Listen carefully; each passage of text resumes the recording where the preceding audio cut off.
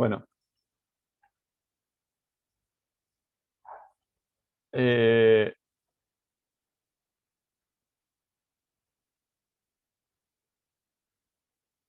un segundito.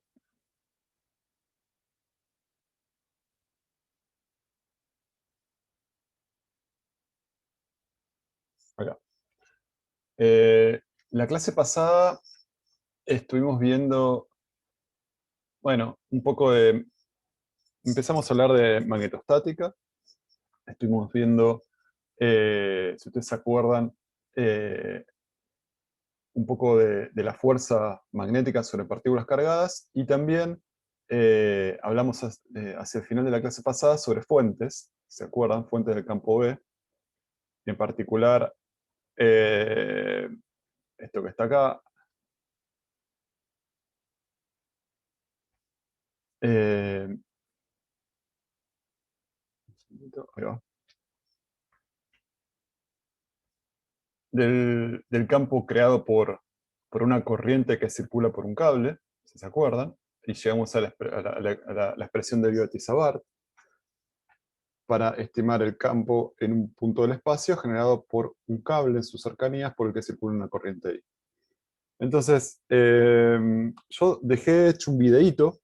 Si van a la página de la materia en YouTube o a través de la página del canal del departamento o al link que está en el cronograma, hay un videíto, una parte C para la clase anterior, donde les cuento un poco el ejemplo del campo creado por una espira, ¿no?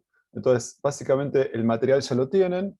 eh, Les dejo el videíto donde está simplemente contado el desarrollo de esta cuenta, que es un caso particular de la expresión de Biot-Savart calculada para una corriente que circula por esta espirita.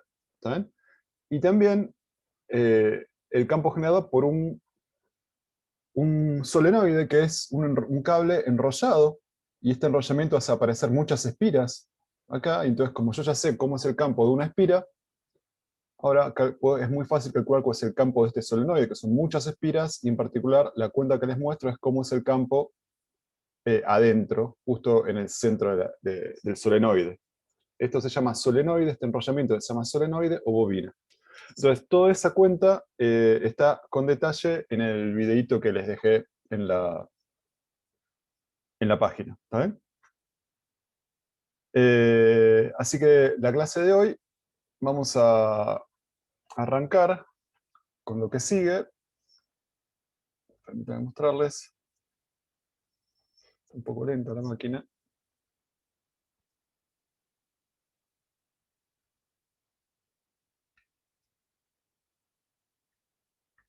Ahí va.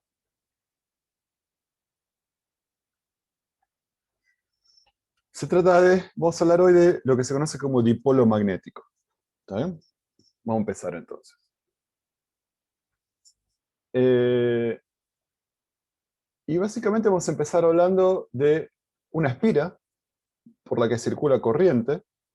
Para que las cuentas sean fáciles, vamos a considerar que la espira es rectangular, en este caso es un cuadrado del lado A, ¿está bien? A por A, porque está circulando una corriente, ¿está bien? En este sentido. Y la normal a la superficie que incluye a esta espira rectangular, digamos, es esta que está acá. La elijo en este sentido, fíjense, porque si siempre uso la regla de la mano derecha, la corriente está circulando de esta manera, entonces la normal natural apunta hacia arriba, según la regla de la mano derecha, y forma cierto ángulo, en este caso la normal a la espirita, con un campo magnético externo, ¿está bien? Que existe en la región donde se encuentra la espira, y que es uniforme, ¿no? Y que en este caso, este campo tiene una componente X y una componente Y. O sea, en el dibujito del plano, XY significa que el campo está sobre la pantalla, ¿no? Es un campo que está sobre la pantalla, mientras que la espira está ubicada en el plano XZ. ¿Está? Entonces, a mí lo que me interesa es ver, ¿no?, cuál es la fuerza magnética sobre una espira. ¿Está? Entonces yo ya sé que como tengo un campo magnético, tengo una corriente, ese campo magnético va a hacer una fuerza sobre el cable, eso lo vimos la clase pasada, y yo quiero ver eso como, cuando hago la cuenta completa, cómo afecta a la espira esta en cuestión. ¿Vamos bien por ahora? Bueno.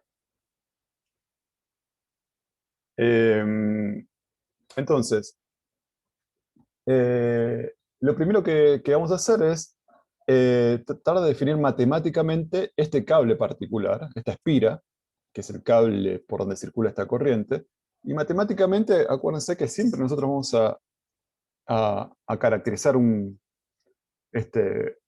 circuito, digamos, diciendo cuánto vale los delta L, o sea, tangentes al circuito en cada punto, ¿no? Entonces, acá vemos que en toda esta sección de la espira, bueno, el paso que tengo que dar siempre es en la dirección menos z. Así que dl1, es esta parte de la espira, dl1 va a ser siempre un pasito en la dirección menos z. Para todos los x, fíjense, cuando x vale a sobre 2, es que estoy moviéndome acá, cuando x es sobre 2, y cuando z está entre a sobre 2 y menos a sobre 2, estoy en esta parte del circuito, y en toda esa parte del circuito, el delta L va en la dirección menos z. En esta parte del circuito, en la parte 2, es la zona cuando z vale menos a sobre 2, vale menos a sobre 2, y x va entre a sobre 2 y menos a sobre 2, en toda esta región, el delta L va en la dirección menos x versor. Bueno, y así sucesivamente, ¿no? La parte 3 va en la dirección z, porque me muevo hacia aquí, y en la dirección, en esta parte, última parte de la espirita, el delta L va en la dirección x versor, ¿no? Porque me muevo de izquierda a derecha. Entonces, esta es como la descripción matemática de este circuito. ¿Saben? ¿Estamos de acuerdo con eso? Hágame con un gestito de idea, un ok, o abran el micrófono. Sí, sí, sí. Yo todavía no vi lo de la espira, no, o sea, era circular, ¿no? No, bueno, esta es una espira cuadrada. Ah, ok, Una espira es en el sentido de que es un circuito cerrado, plano, si querés. ¿Está bien? ok. Sí. Bueno, pero van entendiendo que esta es la descripción matemática de este circuito, de este recorrido con un sentido dado, dado por la intensidad que estoy diciendo que está circulando por acá. ¿Estamos de acuerdo en eso? Bueno, perfecto. Sí, sí, sí.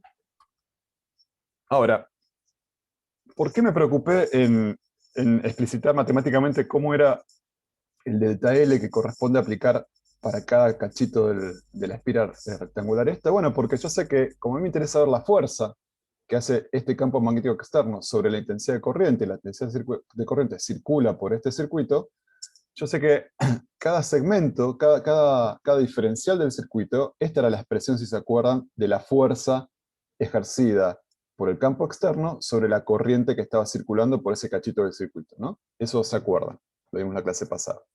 Y entonces, como el delta E, el B es constante siempre es este, en todos los puntos, no lo dibujé, pero en todos los puntos debería dibujar el mismo vector B, dado por una componente X y una componente Y, ¿está bien?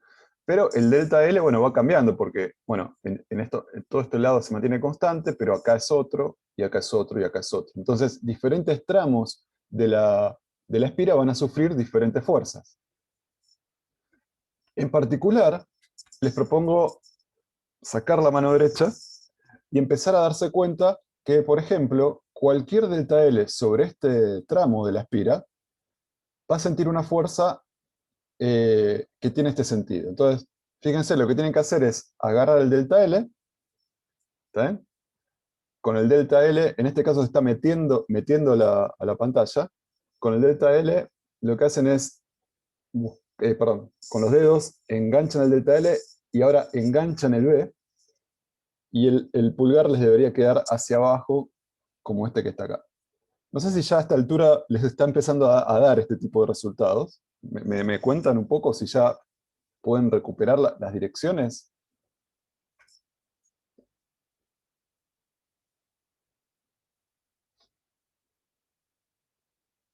¿Está bien? Quizás La este verdad es es el que más no probé difícil. tampoco. Bueno, miremos por ejemplo este. Miremos este. En cualquier delta L a lo largo de esta partecita, estamos hablando de un delta L que va en la dirección menos X versor, ¿no? De acá para acá. El campo B es este que está acá, ¿no? Entonces, imagínate, para hacerlo fácil, imagínate que este delta L lo pongo acá, ¿no? Lo pongo acá, ¿no? Porque es algo, uno para él lo pongo acá.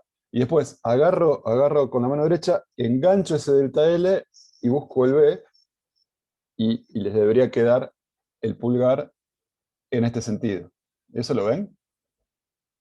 ¿Esa parte lo ven? Sí, sí, eso sí. Bueno, a ver, este que está acá, este que está acá. Pongamos esta flechita imaginariamente, pongámosla acá, estaría acá, ¿no? Esta flechita estaría acá. Y entonces, engánchela primero, a veces duele esto, esta es la parte, hagan así, y el pulgar les debería quedar en este sentido. Si a esta flechita la pondrían acá para hacer la cuenta, ¿no? Tienen que enganchar primero el del TL3, buscar el B, y el pulgar les quedaría en este sentido. Bueno, entonces, lo interesante es que cuando ustedes hacen eso, distintos segmentos reciben distintas fuerzas, toda la misma aplicada en cualquier segmento de este cacho, paralela a esta, lo mismo acá, lo mismo acá y lo mismo acá. ¿Eh? Pero entonces, la fuerza neta, si yo sumo sobre la fuerza neta sobre este brazo, digamos, de la espira, va a tener va a ser la sumatoria de todas las fuerzas a lo largo de los delta L3, que son todos paralelos, así que va a estar en este sentido, lo mismo para delta L1 va a estar en este sentido, lo mismo para este y para este. Entonces, las fuerzas que salen de sumar todas son las que dibujé acá. ¿Está bien? Y son muy fáciles de calcular, ¿no? Porque como la intensidad es la misma, la que circula por acá, simplemente sale afuera de la integral, el B es constante, entonces la integral de este producto en realidad es lo mismo que la integrar esto y después multiplicarlo por el campo que sale afuera de la integral porque es constante, ¿está bien? Y esto que está acá, ¿qué es? Es la suma de los distintos delta L, ¿no? Pero lo que pasa es que lo tengo que hacer, obviamente lo voy a hacer por tramos, supónganse. Entonces voy a considerar todos los delta L, esto que están acá, tengo que sumar todos los vectores delta L. Todos los vectores delta L. Si sumo todos los vectores delta L, ¿esto qué da? Da la longitud de esta, por ejemplo, la longitud de esta en la dirección z versor, ¿no? Pues estoy sumando todos los delta L, estoy sumando todos estos que están acá, va la longitud de esta en la dirección z versor. Entonces, cuando lo haga sobre esta, me va a dar la longitud de este brazo, que es A, en la dirección menos z versor, porque estoy apuntando hacia adentro. ¿Está bien? Entonces, F1, esta integral, es A por menos z versor. Esta que está acá, la longitud es es sumar todos los de TL2, me va a dar la longitud A por menos X versor. Y menos A por X, bueno, y hago la cuenta, ¿no? Fíjense, por ejemplo, menos A perdón, A por menos X versor, el producto que tengo que hacer es entre estos dos vectores, si quieren, el versor menos X y el vector B. Pero B tiene componente en X y componente en Y. Pero la componente X, cuando le haga producto vectorial por X versor, va a dar 0, porque son colineales, y el producto vectorial de dos vectores que son colineales es 0. Entonces, cuando haga este producto, es lo mismo que hacer el producto solo con la componente Y del campo B. La componente X va a desaparecer. Entonces, por eso acá pongo BI en inversor, ¿no? Porque el otro producto, el que involucra esta parte que está acá, como estoy haciendo el producto con X versor, es 0. Y acá, entonces, este es un escalar, y tengo el producto vectorial entre X e Y, cambiado de signo. El producto, fíjense en el gráfico, si hago el producto vectorial entre X versor e Y versor, ahí estamos de acuerdo que me dan Z, X versor, Y versor me dan Z, cambiado de signo me dan menos Z. ¿Está bien? Me dan menos Z. Así que la fuerza 2, fíjense cómo quedó. La fuerza 2 me quedó proporcional a la intensidad de corriente que circula por acá, al largo del tramo este, al campo, en I, en la dirección menos Z. Así que me quedó para adentro, para acá. Como ya habíamos anticipado, ¿no? Pero acá vemos que la cuenta da también lo que tiene que dar. La fuerza 3 es lo mismo, esta integral es sumar sobre todo delta L3, y entonces esa suma es A veces Z versor, que lo dejo expresado así de todas formas. Y la 4, hago lo mismo que hice para la 2, la 4 me va a quedar el A en X versor, A en X versor, multiplicado por B, la misma consideración de antes, esto va a ser lo mismo que I por A en X versor por BI en I versor, porque esta parte se va a anular en el producto vectorial, y entonces cuando hago el producto vectorial entre X versor e Y versor ahora, sin cambiarle el signo me va a aparecer Z. Y por eso es esta flechita que va acá. Es lo que ya habíamos visto esto haciendo la regla de mano derecha, ahora estamos viendo la cuenta, que efectivamente da lo que estamos diciendo que tenía que dar. Sí, Lucía, muy bien. Ahora vamos a ver eso. Entonces fíjense lo que pasa. Fíjense lo que pasa. Como dice Lucía, lo que podemos ver es que la fuerza 2, o sea, la fuerza neta sobre este tramo, es igual en magnitud, pero puesta en sentido a la fuerza neta en este tramo. F4 es menos F2. Y lo mismo sucede con F1 y F3. F1 y F3. Fíjense que F1 es I por A por menos Z producto vectorial B, y F3 es I por A por Z vectorial B. Uno es menos el otro. Entonces, la sumatoria total, perdón, entonces la fuerza total, que es F1 más F2 más F3 más F4, es 0. Así que la espira esta por la que circula corriente inmersa en un campo uniforme, un campo magnético uniforme, la fuerza total ejercida es 0. ¿Está bien? No hay fuerza neta, el centro de masa no se desplaza, ¿no? Se queda ahí. ¿Está bien? Eso también lo podríamos haber visto directamente en este momento. Si alguno se da cuenta, se lo comento. Pero esta integral es la que da 0. Porque acá, ¿qué estoy haciendo? Estoy sumando todos los delta L. Todos los delta L a lo largo de la espira. Este que está acá, más estos que están acá, más estos que están acá, más estos que están acá. Pero cuando termino de sumar todos, terminé donde empecé. Así que esta suma me da 0, y ya podría anticipar que cuando sumo sobre todos para ver la fuerza total, no sobre los cachitos, sino sobre todos, me debería dar 0. Bueno, es lo mismo que se ve acá. Pero la gracia que tiene de hacerlo a cachitos viene ahora, viene en la filmina siguiente.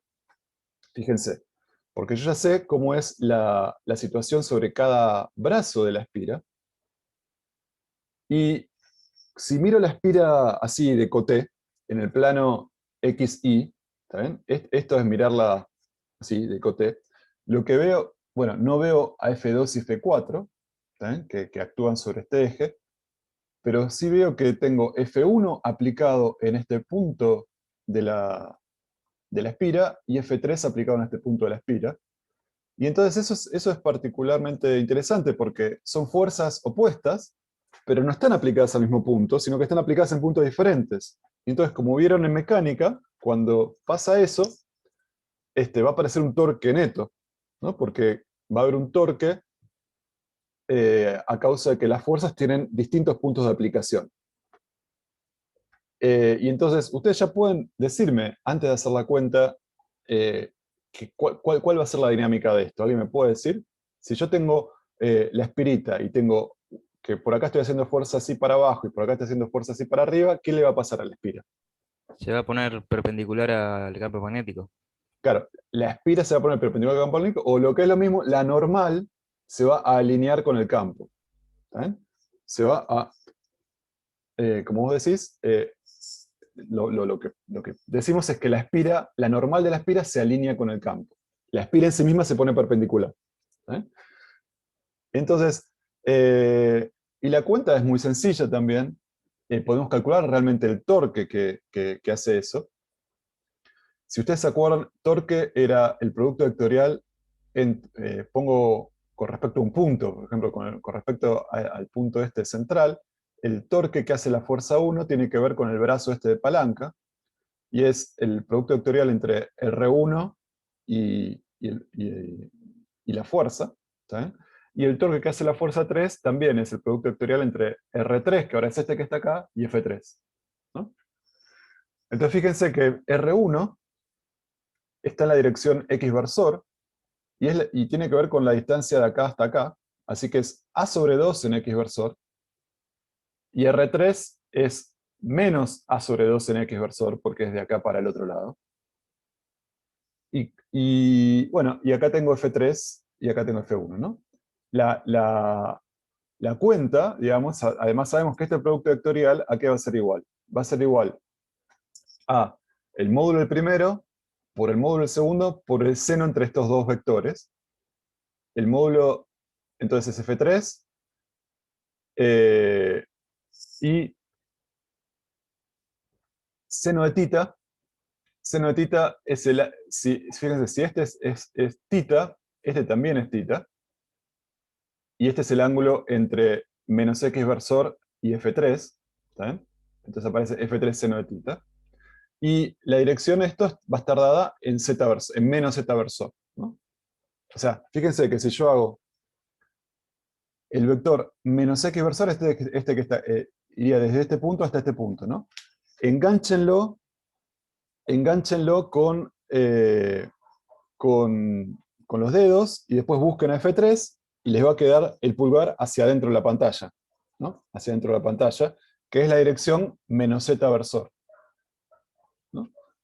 Hagan así y les queda hacia adentro de la pantalla.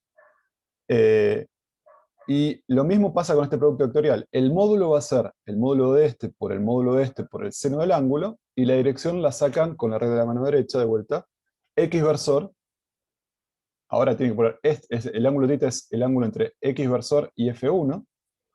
Enganchen F1, perdón, enganchen X versor, pónganle, busquen ahora F1 y también les va a quedar el torque en menos Z versor, ¿no? El pulgar les queda hacia adentro. ¿Y eso por qué? Es porque los dos torques hacen girar a la espira en el mismo sentido, ¿no? Hacen darle una vuelta en este sentido, desde acá para acá.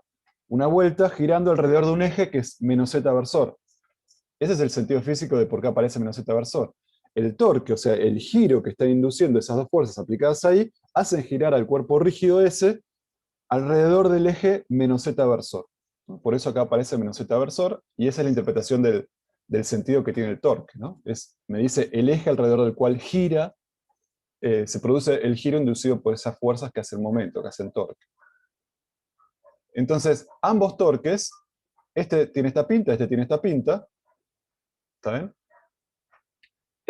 Y ya habíamos visto que F3 era I por A por B, ¿está? Tiene este módulo.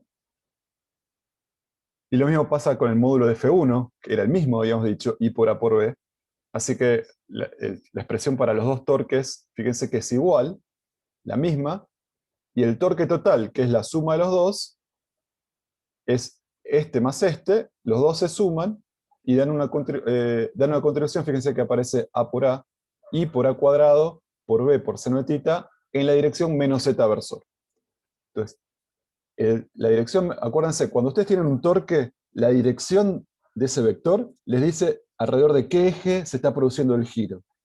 Entonces, en este caso es la dirección alrededor de menos Z, porque la espira está girando así. ¿Sí? Y esta es la magnitud del torque. ¿Sí? Perfecto. Entonces, de esta expresión, lo que me interesa recalcar es lo siguiente. Estas dos cantidades que aparecen acá son propiedades de la espira. Fíjense que aparece la intensidad de corriente que está circulando por acá, y también A cuadrado, que es el área de la espira. ¿Sí? Es el área de la espira. Entonces, el torque en este caso es I por A cuadrado por B seno de θ en esta dirección. B es el campo externo y seno de θ tiene que ver con, nuevamente, el alineamiento entre la normal y el campo externo. Entonces, Esta cantidad tiene mucho sentido físico, caracteriza a cómo se comporta una espira en un campo magnético externo, y se conoce como, vamos a definir una cantidad muy relacionada con esto, que se conoce como momento dipolar magnético de una espira, y lo vamos a definir como un vector. ¿Tá? Lo vamos a definir como un vector, que es I por el área de la... Este por no es un producto vectorial, quizás está mal puesto acá, no es un producto vectorial, es I veces el área de la espira en la dirección normal a la espira. ¿Tá? Si yo defino el momento dipolar magnético de esta espira como la corriente por el área, y como vector lo pongo en la dirección normal, o sea, paralelo a la normal de la espira, sería este el vector dipolar magnético de la espira, ¿no? Es este que está acá. Tiene una magnitud que es I veces el área y está en la dirección de la normal de la espira. No, no, no es vectorial. Sí, es I por A. Sí, acá lo voy a cambiar porque me molesta a mí también.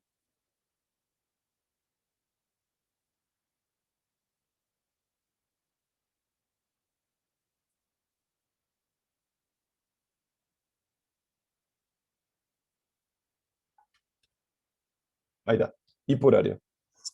¿Está? Bueno, esta cantidad caracteriza a la espira. ¿Está bien? Es una característica intrínseca de la espira por la que circula corriente. Y en realidad, a toda espira por la que circula una corriente la voy a poder caracterizar por su momento dipolar magnético, definido como la intensidad que circula por el área en la dirección normal, ¿no? Fíjense que el sentido de la espira tiene mucho que ver con el sentido de circulación de la corriente.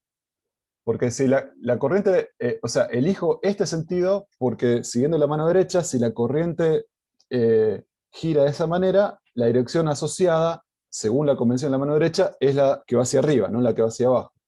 Si hubiera elegido describir una espira con un sentido de circulación contrario, debería asignarle un momento magnético de igual magnitud, pero en la dirección hacia abajo. ¿Se entiende eso?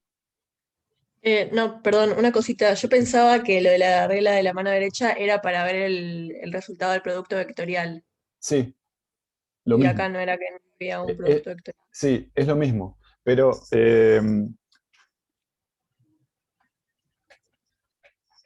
es sin duda eso. Es para eso. Es una convención que me dice cómo tengo que estimar las direcciones en un producto vectorial y asumo siempre la regla de la mano derecha. Lo que pasa es que asociado al sentido de circulación, en el que yo recorro un circuito, imagínate que yo tengo esta baldosita, ¿no? Esta baldosita tiene una dirección normal que es esta que está acá. Ahora, ¿cuál es la normal natural para describir a esta superficie? Yo sé que tiene que estar en esta dirección, pero ¿cómo la elijo? ¿Para arriba o para abajo? Bueno, la convención que voy a usar es la siguiente. Va a depender del sentido en el que yo voy a circular por el borde, ¿no? Si yo circulo, por alguna razón, en este sentido, la normal la voy a elegir, de acuerdo a la regla de mano derecha, hacia arriba. Y si elijo circular en este sentido, o si estoy describiendo, por ejemplo, una corriente para la cual tengo que hacer las cuentas circulando en el sentido contrario, la normal asociada va a ser, nuevamente voy a usar la regla de la mano derecha, va a ser la que me deja en el sentido menos i. Entonces, no, uso la misma convención de la regla de la mano derecha, pero ahora para asignar el sentido a la normal a una superficie que circulo en un sentido o en otro. ¿Se entiende? Uso la misma regla para que sea compatible con las cuentas que voy a hacer.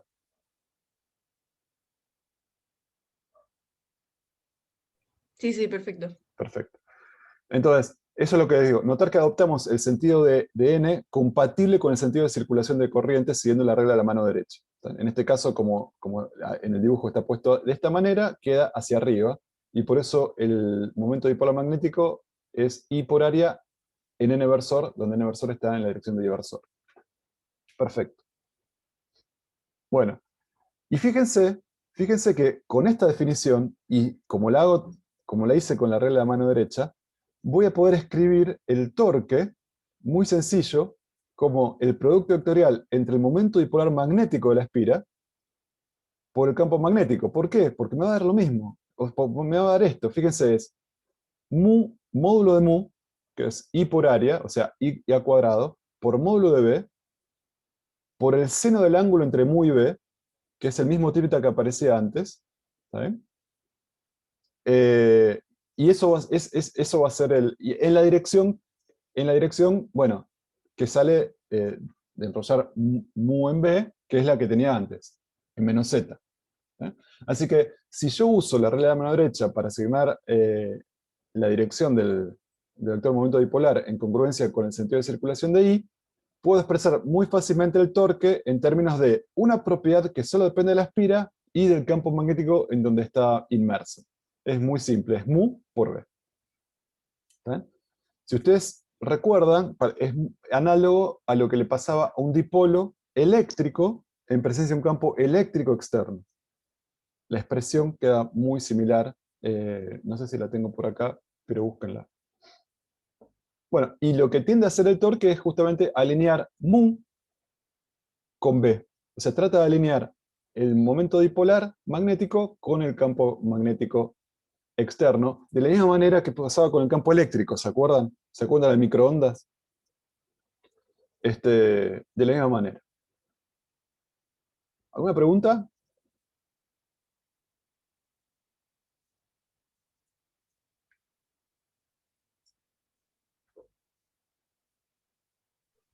Creo que no. Bueno, perfecto. Bueno, esto lo pensamos para una espira cuadrada, pero en realidad vale para cualquier, o una rectangular, pero vale para cualquier espira. O sea, usamos la rectangular porque era muy fácil de hacer este análisis, pero fíjense que cualquier espira de cualquier forma, yo la puedo modelar como la superposición de espiras rectangulares, ¿no? Porque la corriente, por ejemplo, circula de esta manera por esta espira irregular, pero yo la puedo pensar como que, bueno, esta espira irregular es la suma de esta espira, más esta espira, más esta espira, y las partes internas tienen corrientes que se van a anular, o sea, van a dar una circulación neta de corriente cero acá, y solo van a quedar unas corrientes sobre el perímetro que modela el circuito original, y el torque va a ser el mismo, la cuenta del torque va a ser el mismo que antes, solo que en esta parte se van a anular, se van a anular, se van a anular. Los únicos que no se van a anular son los no compensados, que los voy a poder calcular de esta manera, y bueno, vale lo mismo, vale las mismas consideraciones. Así que una espira de cualquier forma va a valer lo mismo. Yo para esta espira puedo definir un campo, perdón, un momento dipolar magnético, que sería un vector igual a la intensidad que circula por el área de la espira, y en este caso, en la dirección que se mete a la pantalla. ¿Está bien? Ese sería el momento dipolar asociado a esta espira. Nuevamente acá usé el producto vectorial, pero no es vectorial, es I por el área de la espira. Y en este caso, bueno, la normal para la espira esta de la izquierda se mete en la pantalla, ¿no? Perfecto. Y con la expresión anterior puedo calcular el torque. ¿Está bien? Ahora, una consideración más que podemos hacer es la siguiente. El campo magnético, como vimos, hace rotar a este dipolo magnético. Ya podemos hablar de esto como una espira o como un dipolo magnético. Es lo mismo, porque una espirita tiene momento dipolar magnético, me refiero a este mu. Entonces el campo magnético B hace girar al dipolo magnético mu. Y la pregunta es, bueno, ¿cuánto trabajo hace? ¿No? ¿Cuánto trabajo? Porque le cambia la orientación, le cambia el ángulo, ¿no? Acuérdense que nosotros habíamos hablado de trabajo cuando teníamos una fuerza que se aplicaba mientras se desplazaba algo. Acá no se desplaza, pero rota. Entonces, en este contexto, el trabajo de una fuerza que hace torque, de la fuerza magnética neta que hace torque, tiene que también que ver con, no con la fuerza por desplazamiento, sino con el torque por el desplazamiento angular, ¿no? Ese sería el análogo a trabajo de una fuerza lineal. El trabajo asociado a un torque, que hace un trabajo de rotación, tiene que ver con el torque, módulo del torque, por el desplazamiento angular. ¿Cuánto hizo girar? ¿Cuánto hizo cambiar este tita? ¿Sí? Y el trabajo realizado entonces por la fuerza magnética para cambiar la orientación de la espira tiene que ver con bueno, el torque que hace por el desplazamiento, y el signo menos acá aparece porque el trabajo, cuando hace trabajo positivo es cuando el θ se achica. Entonces, para considerar que este es el trabajo positivo, que es el que hace la fuerza, le pongo este signo menos porque yo ya sé que este θ va a ser negativo. Para que todo esto dé positivo, va este signo menos, y así puedo interpretar esto como el trabajo que hago para cambiar su orientación, sin importarme que en realidad la estoy achicando. ¿Está? Perfecto. Y obviamente lo que vemos acá va a ser proporcional al ángulo rotado. Cuanto más grande es el delta θ, o sea, el cambio en θ, más grande es el trabajo que hace la fuerza magnética para cambiarle la orientación al dipolo. Entonces, yo puedo hacer esto, puedo preguntar, bueno, entonces el trabajo que hace la fuerza magnética, lo puedo escribir de esta manera. Acuérdense que el torque era momento magnético, el producto vectorial entre momento magnético y campo, así que es el módulo de mu por el módulo de b por el seno del ángulo entre los dos. Este es el módulo del torque. Este es el módulo de torque por del θ. Y es el trabajo que hace el campo magnético al rotarlo de θ al dipolito. Y lo que yo puedo pensar es, bueno, esa es energía que está metiendo en juego el campo magnético y se la está dando, si querés, al sistema, al dipolo magnético. Y entonces, lo que puedo pensar es que este trabajo, esta energía, lo que va a hacer es, al alinear el dipolo, llevarlo a una configuración de menor energía de orientación. ¿Está bien? ¿Qué significa esto? Fíjense, este trabajo lo voy a pensar que es igual a... Voy a pensar que existe una energía de orientación, U, y que el trabajo que entrega el campo se usa para minimizar esa energía. De la misma manera que si ustedes tienen una pelotita en un campo gravitatorio, ¿no? Si la fuerza gravitatoria hace trabajo, ¿no? Porque hace trabajo, cuando esto cae, la fuerza gravitatoria hace trabajo. ¿Ese trabajo para qué se usa? Para disminuir su energía potencial gravitatoria. ¿Está bien? Bueno, de la misma manera, el trabajo que está haciendo el campo magnético para rotar está disminuyendo su energía, no es gravitatoria acá, es una energía de orientación. ¿Está bien? ¿Está? Y esto es un cambio diferencial. Entonces, un cambio no infinitesimal tiene que ver con, bueno, sumar estos cambios infinitesimales entre punto de orientación inicial y donde lo dejé, final. ¿Está bien? Y acá vemos que aparece la integral de seno de θ. Y bueno, la primitiva de esta integral es menos coseno. Así que la variación de u, o sea, u menos u0, que acá u0 lo pasé para este lado, va a tener que ver con menos mu por b por coseno de θ. Y eso puedo pensar que es una especie de energía de orientación. ¿Está bien? De energía de orientación. ¿Por qué? Porque la variación de esta energía, que es esto que está acá, es igual al trabajo que hace el campo eléctrico para orientarlo. Entonces lo puedo pensar como una energía de orientación. Tomando como referencia 0, ¿está bien? Ahora vamos a ver un poco qué significa eso. Lo que veo acá es que la energía que tiene un dipolito en medio de un campo magnético, la energía esta de orientación, la puedo escribir como menos el producto producto interno ahora, entre el momento dipolar magnético y el campo. ¿Sí? Esta es la energía de orientación del dipolito en este campo externo. Tiene que ver con este producto interno, y porque va a ser mu por b por coseno del ángulo. ¿Sí? Menos eso. Fíjense que cuando estos dos, cuando coseno del ángulo es 0, si yo dibujo acá cuánto vale menos mu por b por coseno de θ en función de θ, voy a tener el mínimo cuando θ es 0, ¿no? Porque esto va a ser 1, y voy a llegar al mínimo que va a valer menos mu por b, acá abajo, y eso lo tengo cuando el dipolo magnético está alineado con el campo magnético, y θ es 0. Cuando está desalineado, por ejemplo, está por acá, formando cierto ángulo θ, bueno, voy a tener una situación donde el coseno de θ no va a ser 1, sino que va a ser algo menor que 1, y por lo tanto voy a tener algo no tan negativo.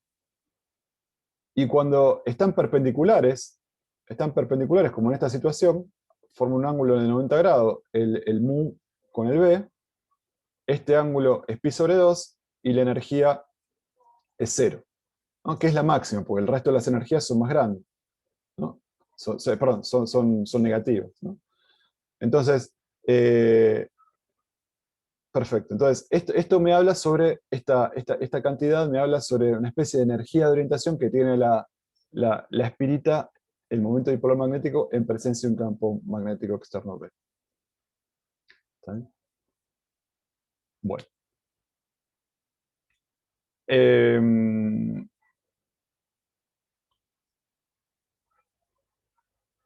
Bueno. ¿Hacemos un intervalito? ¿Está bien? Hacemos un intervalo y nos reencontramos -5. Buenísimo. Vale.